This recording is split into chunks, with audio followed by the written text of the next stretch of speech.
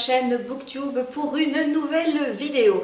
Alors comme vous l'avez vu dans le titre de cette vidéo, aujourd'hui on va parler VO. Je vais essayer de vous parler de mon expérience en tant que lectrice VO, vous expliquer comment je suis venue à lire de la VO et pourquoi maintenant j'ai décidé de lire la plupart de mes bouquins, donc ceux en tout cas qui sont publiés en anglais, de les lire dans la version originale anglaise.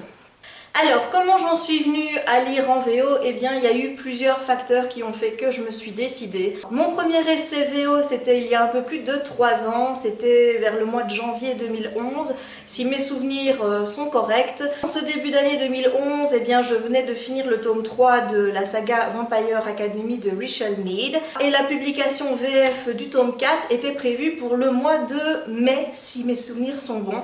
Donc vous imaginez bien qu'avec la fin du tome 3, comme elle était, c'était juste impossible que j'attende jusqu'au mois de mai pour pouvoir lire la suite. Donc j'ai longuement tergiversé et pour finir j'ai craqué, je me suis commandé les tomes 4, 5 et 6 en anglais pour pouvoir terminer la saga Vampire Academy. J'étais énormément stressée de commencer ces livres parce qu'en fait, quelques années avant, à la sortie des Harry Potter, j'avais essayé de m'y mettre en lisant les Harry Potter que j'avais déjà lus en français, de les lire en anglais, et là ça avait été une vraie catastrophe. J'avais lu un tome il me semble qu'il m'avait fallu 3-4 mois pour lire le tome 1 alors que je connaissais déjà l'histoire. Je vous expliquerai pourquoi j'ai abandonné suite à ça, parce que j'ai fait des erreurs lors de cette première expérience.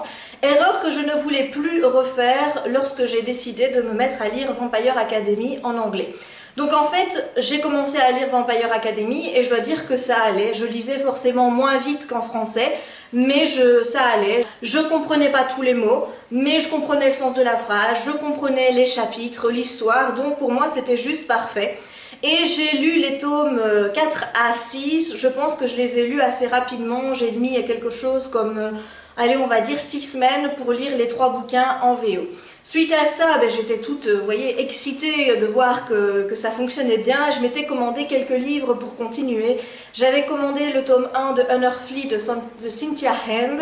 J'avais aussi pris le tome 1 des Royaumes Invisibles, la saga de Iron Fey de Julie Kagawa. J'avais pris Anna and the French Kiss. Je m'étais dit alors, quitte à avoir commencé à lire en VO avec Vampire Academy, mais pourquoi ne pas continuer sur des sagas qui n'étaient pas encore publiés en français, puisque les livres que j'avais achetés n'étaient pas publiés en français du tout à ce moment-là.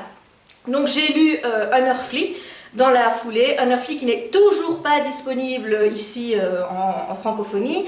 D'ailleurs, il faut que je commande les tomes 2 et 3 pour finir la saga, parce que je trouve ça un petit peu dommage, alors que le tome 1 avait été un coup de cœur. Donc j'ai lu le tome 1 de Unearthly que j'avais beaucoup aimé, comme je viens de le dire, c'était un coup de cœur. Puis après, je ne sais pas ce qui s'est passé, j'ai essayé de commencer The Iron Fey et je me suis un petit peu retrouvée bloquée. Je n'avais plus envie de lire, je ne comprenais pas tout ce que je lisais. J'ai essayé de lire Anna and the French Kiss aussi à l'époque, mais je ne sais pas, est-ce que c'était de la mauvaise volonté de ma part, mais j'ai l'impression que en fait, c'était cassé, quoi. J'y arrivais plus, donc j'ai remis mes bouquins dans une étagère et je les ai laissés là. Je n'y ai plus touché par la suite jusque cet été, où là, une nouvelle fois, j'ai eu envie de me remettre à la VO. Alors pourquoi cet été? Tout d'abord, il faut savoir que depuis maintenant plus d'1 an, je subis, on va dire, l'influence de ma sœur qui est 4 ans plus jeune que moi, je tiens quand même à le préciser. C'est Irwi, si vous la connaissez, je vous mettrai le lien de sa page Facebook et de son blog ici en barre d'infos. Donc ma sœur Irwi lit depuis, on va dire, 1 an et demi, maintenant 2 ans, elle ne lit plus que de la VO. Donc elle a commencé à s'intéresser à la VO quand elle a vu sortir en anglais les bouquins comme Beautiful Disaster et compagnie, et elle a eu envie de les lire, et depuis qu'elle a connu le New Adult en anglais, qu'elle s'est plongée dans la lecture en VO, elle n'en sort plus, puisque maintenant les bouquins qu'elle lit, c'est des bouquins toujours en anglais. Ça fait au moins des mois et des mois et des mois qu'elle n'a pas lu un seul livre en français. Et quand ça lui arrive encore d'en lire un, c'est toujours, j'ai envie de dire, en rechignant, en se disant mais voilà, il n'y a rien à faire, j'y arrive plus. Quand c'est des traductions, elle le ressent et elle a immédiatement envie de se plonger dans la version originale. Donc il y a eu l'influence de ma sœur déjà qui n'arrêtait pas de me tanner en disant mais bordel, sister, lis en VO. Et moi j'étais là non, non, non, je vais attendre que ça sorte en français, j'ai pas envie, et tout ça, et tout ça. Le deuxième facteur qui a joué, c'est la sortie de Love Game, donc la saga Tangled de Emma Chase ici en France. Le tome 1 est sorti au mois de mai, si mes souvenirs sont bons, chez Hugo & Compagnie, donc dans leur collection Hugo New Romance. Et j'ai tellement aimé cette saga que j'ai eu immédiatement envie de lire le tome 2. Donc là, forcément, sachant que le tome 2 allait être publié en ce mois de novembre, je pouvais pas attendre, j'avais trop envie de continuer l'histoire avec Andrew, de voir ce qui allait se passer dans le tome 2, et je me suis dit, allez, refais un essai, vas-y. Et donc j'ai acheté le tome 2 en anglais, donc il s'appelait Twisted, et là j'ai constaté que ça allait tout seul, que je comprenais, on va dire, 90% de ce que je lisais. Il y avait toujours des petits mots qui posaient problème, mais globalement compris dans le sens de la phrase, je voyais où l'auteur voulait en venir, donc ça ne posait pas de problème.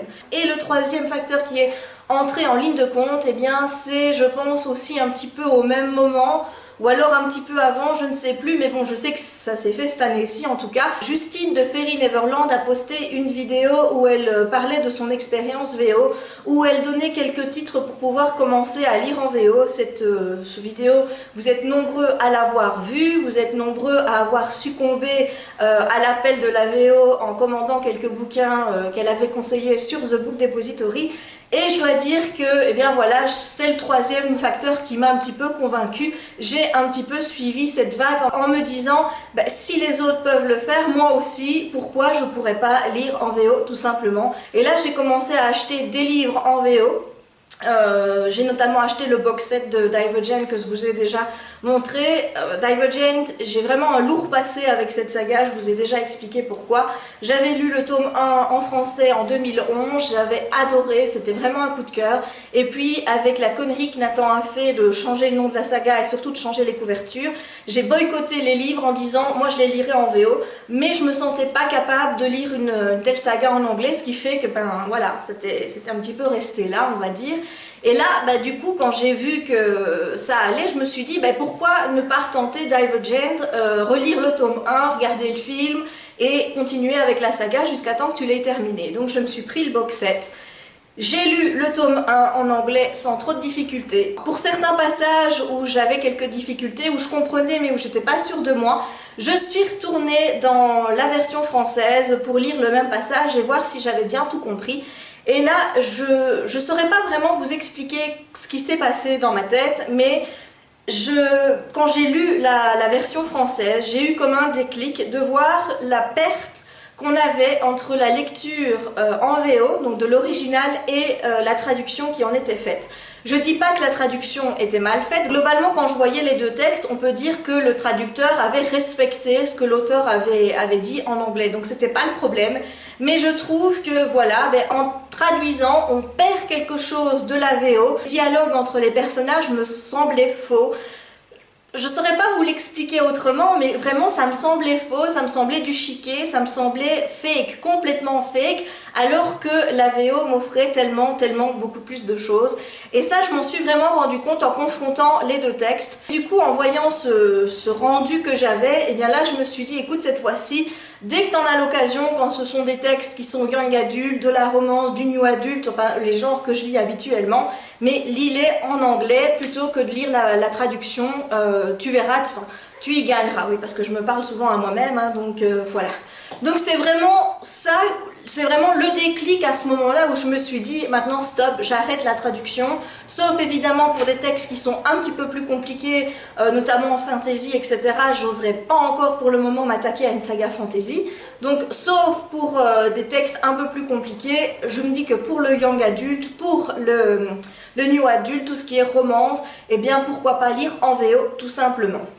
Et donc là j'ai commencé à faire une razzia de bouquins VO, je crois que maintenant j'en ai je crois une petite vingtaine, si pas plus dans ma bibliothèque. Il y a même des sagas que j'ai commencé en français, que je compte me débarrasser et racheter le livre en anglais parce que ça m'ennuie vraiment d'avoir les traductions.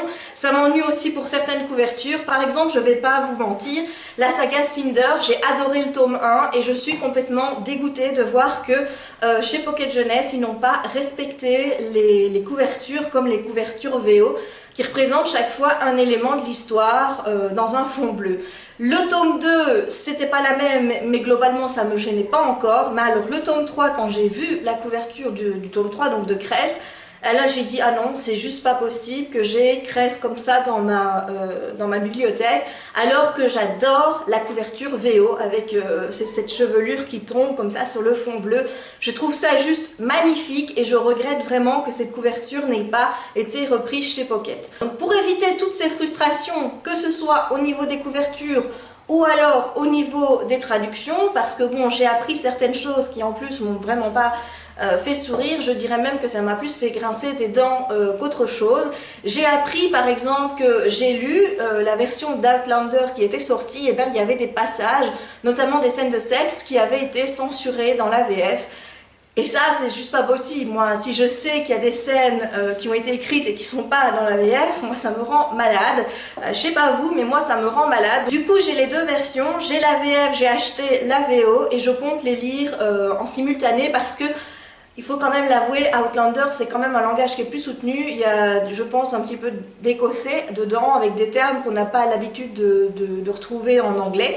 Et comme ça me fait encore un petit peu peur, pour le moment je le laisse là, mais je me dis quand j'ai envie de le commencer, hop, j'ai mon tome 1 qui est là, et j'espère ainsi pouvoir lire la saga après sans avoir cette béquille de la VF à côté de moi. Mais voilà, moi c'était pas possible que je lise Outlander en français, donc pour le moment malheureusement je ne peux pas encore découvrir parce que j'estime que mon niveau d'anglais n'est pas encore assez fort pour pouvoir m'attaquer à un tel livre, et en plus c'est une belle brique. Mais quand je me sentirai prête, et bien voilà, j'attaquerai Outlander en anglais. Et comme ça, je n'aurai aucun regret par rapport au texte que je lirai. Et je suis sûre au moins qu'il y a des scènes qui n'auront pas été censurées. La deuxième chose que j'ai appris, c'est par rapport, je pense, à Hugo NC, donc chez Hugo New Roman. C'est vrai que les tomes sortent quand même de manière assez rapprochée. Quand on voit la saga Faultless, qu'elle a été traduite, les 3 tomes sont arrivés à 2 mois d'intervalle à chaque fois. C'est vrai qu'on peut se poser des questions sur la qualité de la traduction. Certains m'ont rapporté que la traduction était vraiment bancale. Moi jusqu'ici, je vous avoue, je m'en suis pas rendu compte, mais j'avoue que maintenant ça m'inciterait à reprendre les livres que j'ai lus et à les relire en anglais pour être sûre d'avoir comment dire, d'avoir bien gardé l'esprit, le texte VO et donc pas d'avoir lu la traduction. Et en plus j'ai appris que les annotations vis-à-vis des marques, comme par exemple sur Obad dans la saga de Beautiful Bastard et X dans la saga Thoughtless, ce serait eux qui les rajouteraient et pas l'auteur. Le but de cette vidéo, c'est aussi de vous donner quelques petits conseils pour vous, si vous avez envie de débuter en VO, vous donner les conseils que j'ai appliqués pour moi-même, tout simplement, des conseils que ma sœur m'a donné, que j'ai repris aussi chez Justine ou chez Géraldine, qui avait fait aussi une vidéo conseils pour lire en VO. Donc je vais vous dire comment moi je m'y prends pour lire en VO, et j'espère que ça vous donnera envie de vous plonger dans ce monde. Je vous avoue qu'une fois que vous ouvrez les portes de la VO, que vous prenez le temps comment dire, de regarder Goodreads et de regarder tous les bouquins qui ne sont pas publiés en français, de voir aussi les e-books Kindle qui sont disponibles sur Amazon, qui sont des auto-édités et que vous n'avez pas la possibilité de lire ici, vous grincez des dents. Franchement, vous grincez des dents. Moi, j'ai lu déjà plusieurs titres que je sais qu'il n'y a pas encore d'acquéreurs ici en VF. Ça m'énerve concrètement de me dire que ces bouquins-là, vous pourrez peut-être jamais les lire, alors qu'ils sont juste géniaux. Donc je suis contente pour certains d'avoir appris qu'un éditeur va arriver derrière ici en VF, notamment pour Making Faces, qui va arriver dans la collection R au mois de janvier. J'ai aussi, pour un bouquin que je vais vous présenter ici, la confirmation que c'est édité en français, mais je ne peux pas vous dire chez qui, donc je ne vous le dirai pas. Voilà, tout simplement. Mais une fois que vous ouvrez le coffre, la caverne d'Ali Baba de la VO, vous voyez toute l'infinité de bouquins que vous avez à lire. Vous allez me dire, ouais mais Jess, il y en a déjà beaucoup à lire en français. C'est vrai, mais je sais pas, quand j'ai ouvert mes portes à la VO, et je pense que ceux qui lisent en VO pourront n'être que d'accord avec moi, vous avez... je sais pas, c'est comme si l'infini s'ouvrait devant vous, une infinie de possibilités et que vous pouvez vous dire je ne suis plus limitée à ma langue, je peux y aller, je peux foncer. Bon alors maintenant c'est clair que moi je parle pas espagnol, je parle pas italien, je parle pas allemand, donc tout ça forcément ça m'est encore un petit peu fermé, je dirais même totalement, mais bon c'est pas grave, pour là je lirai la traduction en français, ou si je trouve le livre en VO, par exemple pour Kirsten Gier, donc l'auteur de la saga Rouge Ruby, ben, je vous avoue concrètement sa nouvelle saga, j'ai plus envie de la lire en anglais qu'en français.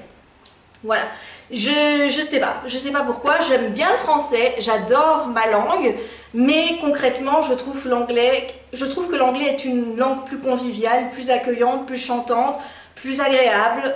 Il y a des connotations en anglais à l'oreille qui font ding ding ding ding. Enfin, voilà, je sais pas si vous me comprenez, mais pour moi l'anglais ce n'est que de la douce musique à mes oreilles et j'adore. Par contre, ne comptez pas sur moi pour essayer de vous parler anglais parce qu'alors là, je suis une merde. Je le dis honnêtement, hein. J'essaye, franchement, j'ai essayé par exemple en vacances, quand on était en Turquie, puisque là le français ils ne connaissaient pas beaucoup, et je peux vous dire que pour me faire comprendre, finalement j'y allais avec mes mains pour essayer de faire comprendre aux gens ce que je voulais dire, parce que j'ai un problème de grammaire, voilà, j'arrive pas à bien enchaîner les mots et tout, et je fais encore l'erreur de traduire dans ma tête à chaque fois du français à l'anglais. Et c'est ça qui ne va pas, il faudrait que je puisse arriver à parler en anglais comme je vous parle là, sans réfléchir, et je pense que là, ça ira tout seul. On va essayer d'y arriver, n'est-ce pas?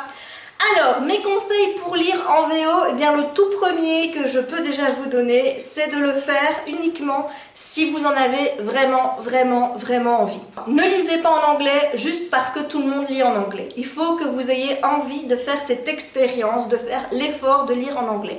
C'est-à-dire que vous allez constater au tout début, parce que moi j'ai eu ça, au début, sincèrement, chaque fois que je devais prendre mon bouquin et me relire et commencer à lire, je disais mon Dieu, je vais pas y arriver, je vais être bloquée. Et chaque fois, je paniquais un petit peu à l'idée de recommencer à me mettre dans le livre. Et bien, cette peur que j'avais m'avait auparavant bloquée à de nombreuses reprises. C'est pour ça que j'avais abandonné notamment The Iron King quand je l'avais lu, donc le premier tome de Iron Fey.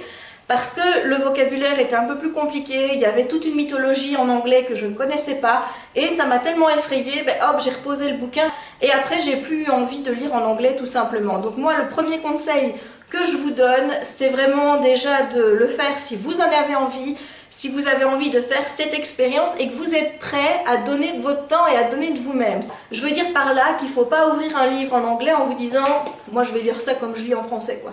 Non, ça ne va pas se passer comme ça. Vous allez voir au début, vous allez avoir très difficile. Vous allez rester sur certains passages un petit peu plus compliqués pour essayer de bien le comprendre.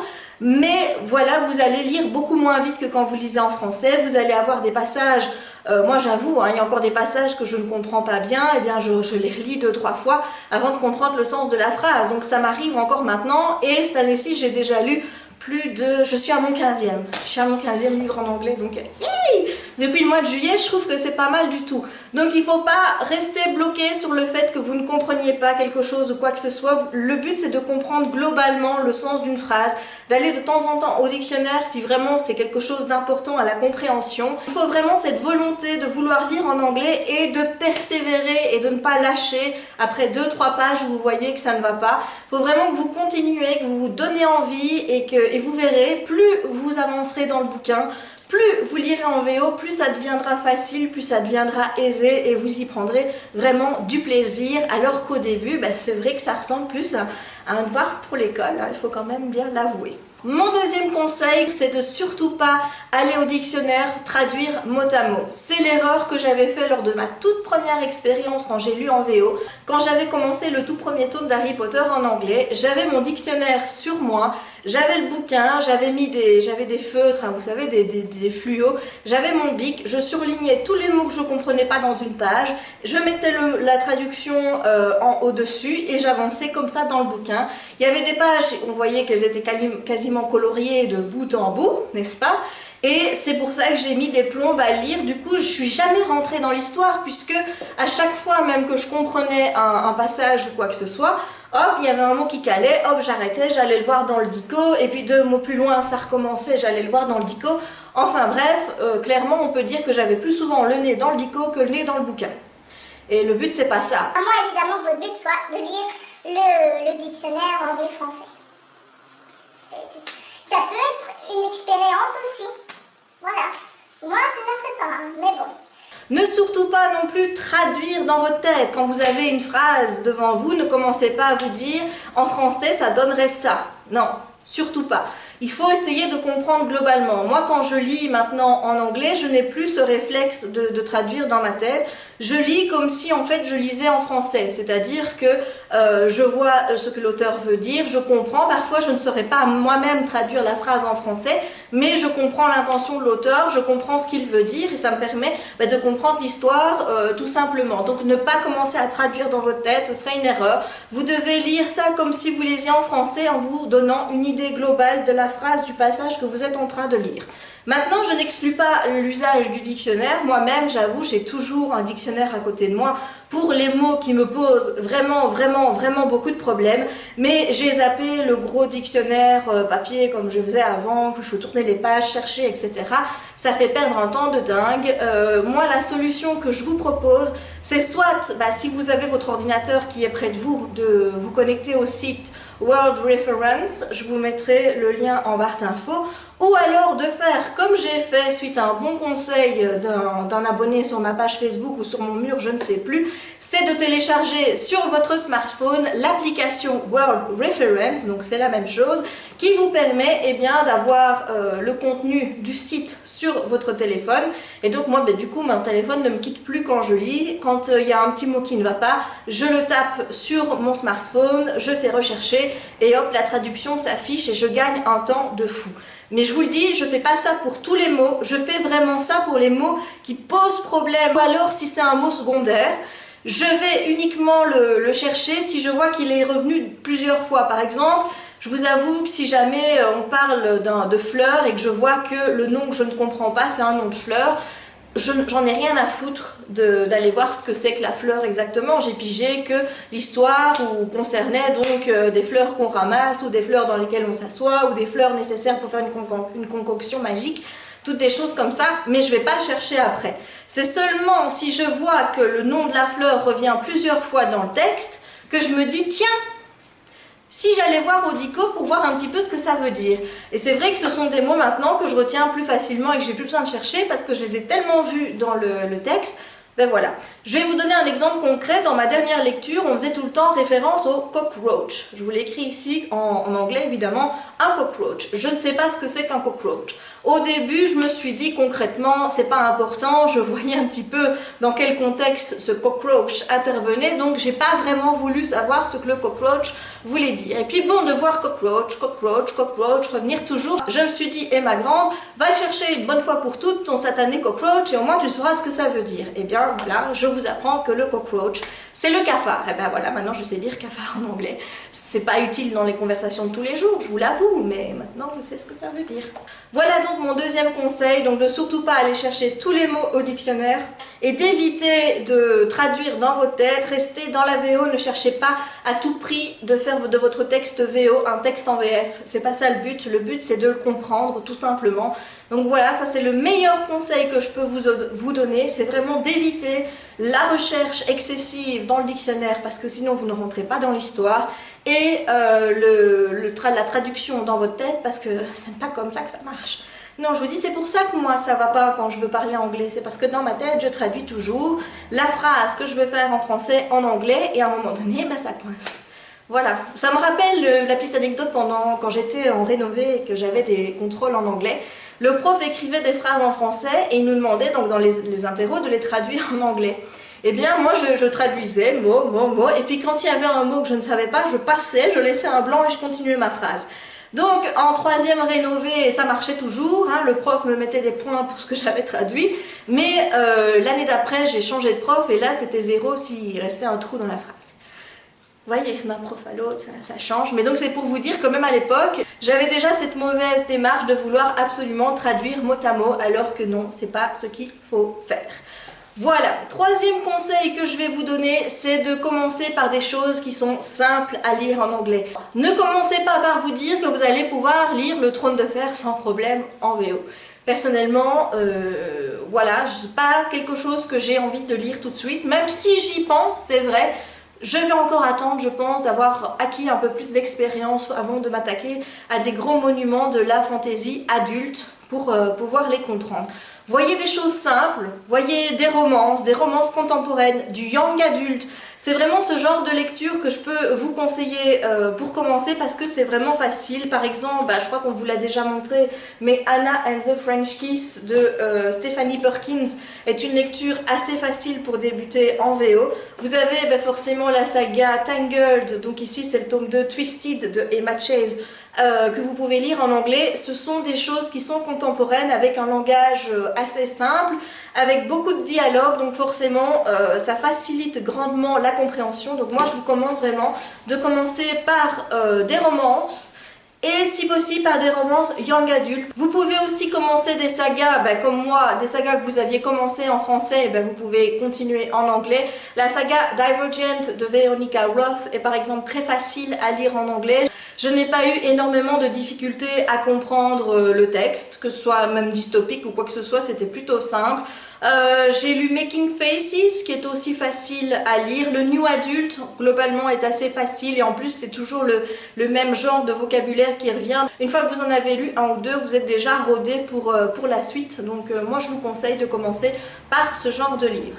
Attention cependant, il y a des lectures que je ne vous conseille pas du tout pour commencer en VO. Je vais vous parler encore une fois de bouquins que j'ai lus, mais où j'ai éprouvé beaucoup plus de difficultés à les lire et je vais vous expliquer pourquoi.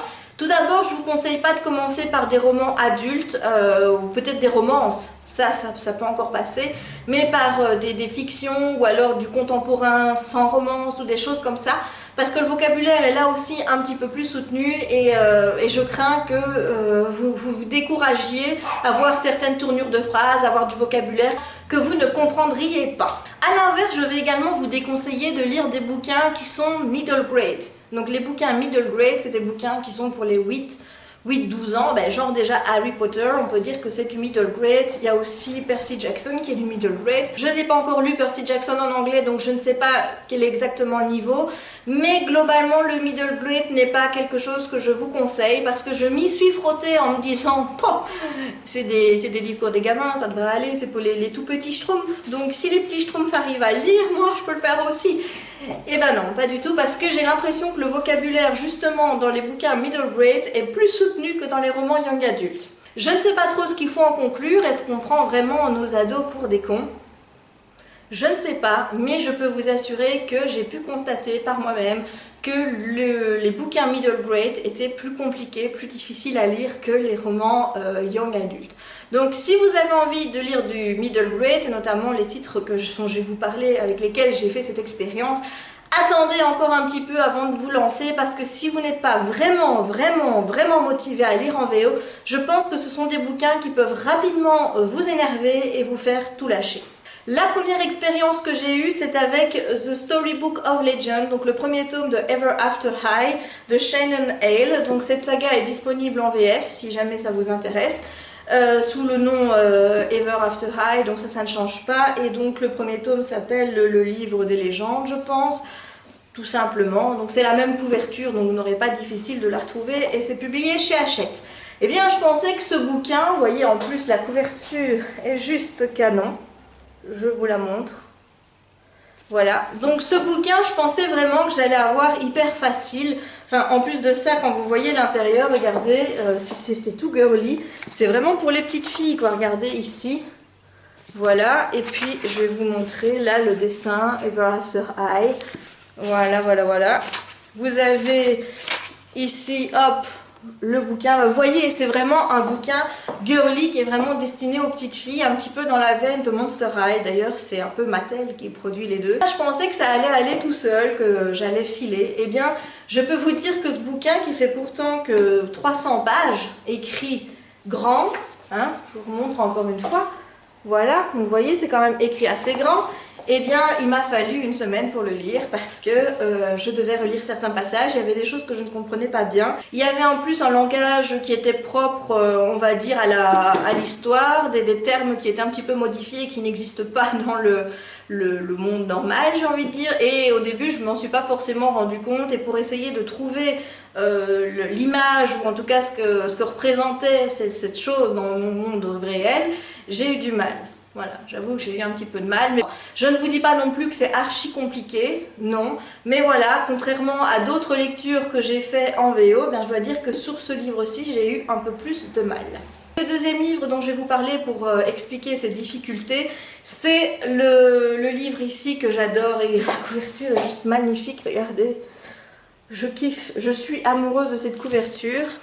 Regardez à l'intérieur, c'est comme ceci, avec hop, le dessin qui est repris. Enfin, je kiffe cette couverture. C'est le bouquin qu'il me fallait vraiment. C'était l'objet livre que j'aimais le plus. Voilà, l'histoire pouvait être à chier, je m'en foutais. Il me fallait quand même le livre. Regardez ici. C'est du vieux papier qui n'est pas à la même longueur à toutes les pages. Donc, j'adore ce livre, j'en suis folle. Enfin bref, ça pour vous dire que quand il est arrivé dans ma boîte aux lettres, j'ai eu immédiatement envie de me plonger dedans. C'est vraiment le livre que j'avais le plus envie de découvrir et j'avais pas envie de le laisser traîner des plombs dans ma palle.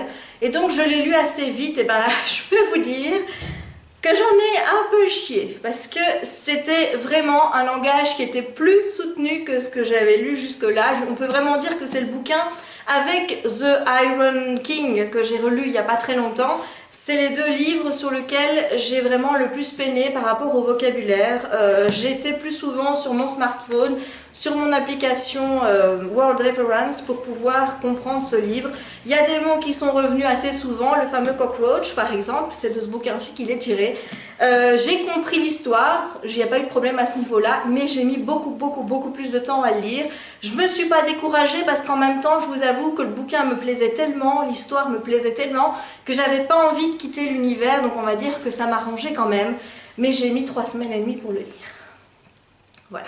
Donc maintenant, je vais vous épargner le fait que oui, je faisais d'autres choses, j'allais continuellement sur internet jouer à Candy Crush et compagnie. Donc voilà, j'ai aussi perdu du temps bêtement, c'est pour ça que j'ai mis aussi longtemps. Mais c'était pas facile. Donc si vous avez envie de lire ce bouquin-ci, attendez encore un petit peu avant de vous lancer, lisez des choses beaucoup plus simples avant. Je pense vraiment si vous voulez commencer à lire ce bouquin et vraiment qui vous en blâmerait, regardez-moi cette couverture, je comprends bien que vous ayez envie de le lire. Mais attendez, patientez encore un peu, lisez quelques autres livres en VO avant, soyez un peu plus rodés, parce que si vous commencez par ce genre de livre-ci en vous disant oui cette fois-ci je me mets à la VO, c'est clairement le genre de bouquin qui peut vous démotiver totalement parce que voilà, le niveau est un petit peu plus compliqué que dans d'autres bouquins young adultes. Et pour vous prouver à quel point j'ai aimé ce tome 2 et que même ce langage un peu plus poussé ne m'a pas rebuté, regardez ce qui est arrivé dans ma palle. Et bah oui, c'est le tome 2 qui s'intitule A World Without Princess. Et regardez la couverture encore une fois, c'est juste magnifique. Voilà, j'ai pas regardé s'il y avait... Ah oui, c'est le même dessin, vous pouvez voir. Voilà, donc ces bouquins-ci sont géniaux, ils vont être publiés en français, ne vous tracassez pas si vous avez envie de les lire. Ça va venir, mais je ne peux pas vous dire chez qui et il faudra encore être patient. Et bien voilà, je pense que je vous ai tout dit, je vous ai donné mes conseils pour lire en VO. J'espère que cette vidéo vous aura été utile. Si vous souhaitez avoir d'autres recommandations de livres faciles pour commencer en VO, n'hésitez pas à me demander en commentaire ci-dessous. Je répondrai évidemment à vos demandes ainsi que toutes questions sur tout sujet que je n'aurai pas abordé. Voilà, j'espère que cette vidéo vous aura plu. Je vous souhaite une bonne journée ou une bonne soirée suivant le moment où vous regarderez cette vidéo et je vous dis à très bientôt pour de nouvelles vidéos. Ciao!